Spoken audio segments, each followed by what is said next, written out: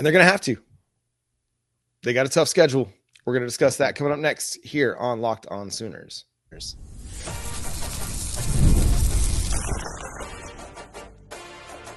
You are Locked On Sooners, your daily podcast on the Oklahoma Sooners. Part of the Locked On Podcast Network, your team every day.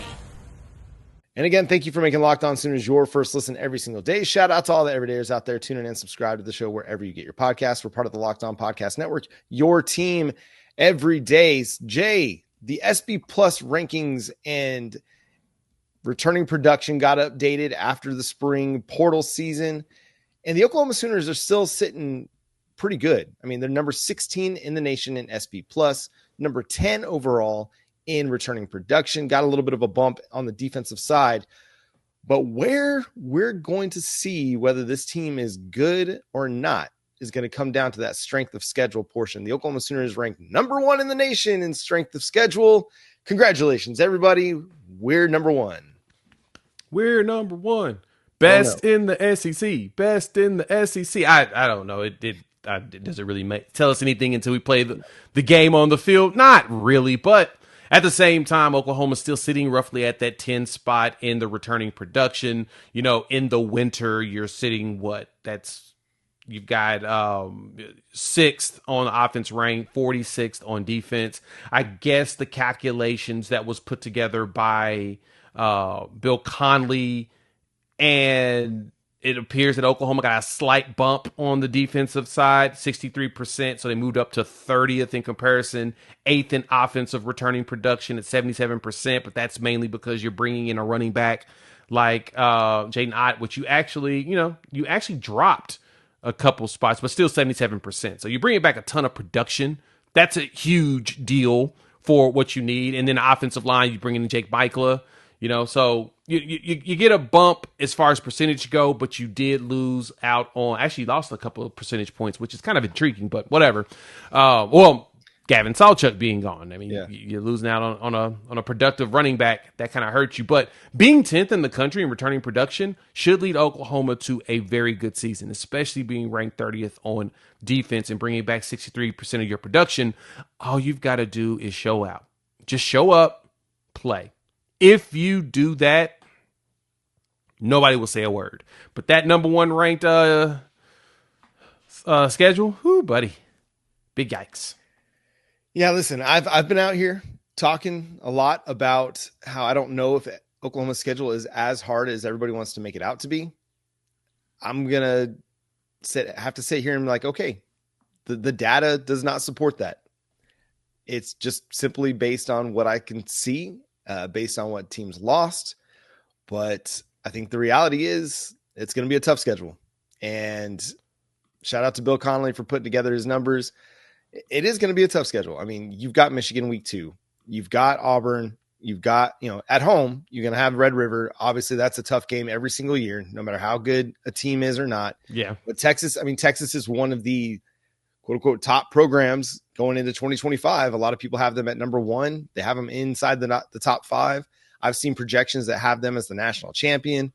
So they're going to be tough. This is an SEC that is always going to rank pretty highly in SB Plus. It's a conference that's going to rank pretty high in returning production, inside the top, 10 in SB Plus. You've got how many teams is that, Jay? You got 1, Alabama at number 2, Georgia number 4, Texas number 5, LSU at number 9. So it's 4 teams in the top 10, and then just at 11 is Ole Miss. You play 13 is Tennessee. Yeah, you play 5 teams inside the top 13 in SB Plus rankings, and you're sitting at number 16, and South Carolina is at number 17. So your schedule has a lot of really good teams on it. Auburn's at number 25. And I thought I saw Michigan. Oh, Michigan's at number 10. So you've got a lot of teams in the top 25 of SB Plus that are going to be on your schedule this year. And Auburn's at 21. It's just everybody, man. Just the SEC, period. There you go. Yeah. And it's going to be a tough schedule. And I mean, that's going to beg the question, at what level of success does Oklahoma need to have for everybody to feel confident and comfortable with where we're headed as a program? Because, at Oklahoma, the expectation is playoffs, national title contention, SEC title contention. And if they're not there again for the fourth year in a row under Brent Venables, and the sixth year in a row overall, if they don't make the playoff, how are we going to be feeling about that? Probably not great, but the schedule is what the schedule is, and you didn't get done any favors. And a lot of that's your own fault because you were so successful over the 10 years prior to coming into the SEC.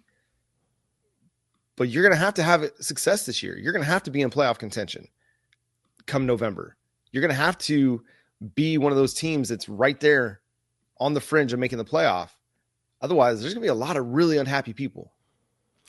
A lot of unhappy people. And I mean,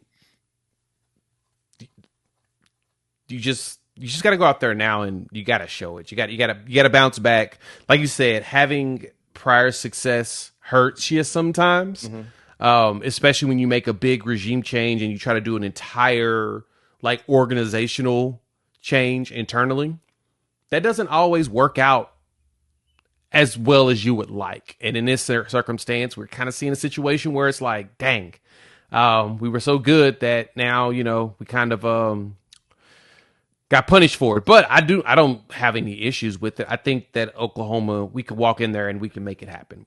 I think we have the capabilities of outdoing our schedule. I don't think that everybody's schedule is going to be as good. I mean, this is all a predictive measure, and none of this stuff actually happens until actual people go on the field and play the actual game. The computers don't play the game as of yet. Robots have not taken over. So players, we've got to have to go out there and physically do it. And so it doesn't take into account of any other, factors that could potentially happen.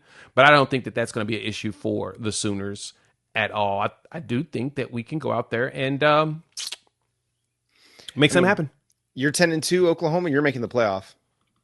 Oh, yeah, 100%. Guaranteed. If you're 9-3 Oklahoma with the number one strength of schedule, there's a really good chance that you're going to be in the mix. Like, you're going to be in the conversation. And will they put a 9-3 team in the playoff? That will be a great question for the committee. But when you've got a schedule like Oklahoma's, you're going to have to be in the conversation. So really what all it comes down to is just go win games. Yep. And Oklahoma's going to be good enough to win, I think, every game on their schedule. Now, will they win every game on their schedule? I don't know. About that, yeah. Right. But I think they're good enough to go win every game on their schedule. Yeah, I don't see why Oklahoma couldn't do it. But I also think that that some of these opponents, Texas,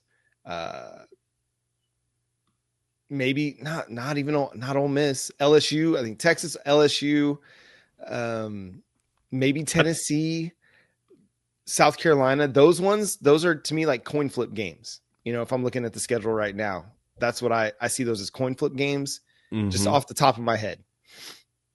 Which means they could go either way. They go. Yeah, I'd say the anonymous coaches made some good points on that too. I mean, yeah, when you look at some of the opponents like Ole Miss, who's throwing the ball? I mean, Simmons is going to need time. Be good, but how quickly is he going to be good? Right. Arch is going to be good. How quickly is he going to be good? Bryce Underwood's going to be good. How quickly is he going to be good? Drew Pribula, is he going to be that dude? Right. First year as a starter. Right. At Mizzou. Who's the other one? Joey Aguilar. Is he going to be a dude, his first year starting at the SEC level? Like, a lot of really good, potentially good quarterbacks on Oklahoma's schedule. It's just a matter of how quickly will they be good. And it's all fair questions. It's all fair questions. Just like there's questions about if Mateer can translate to the SEC. Yeah. It's a fair question.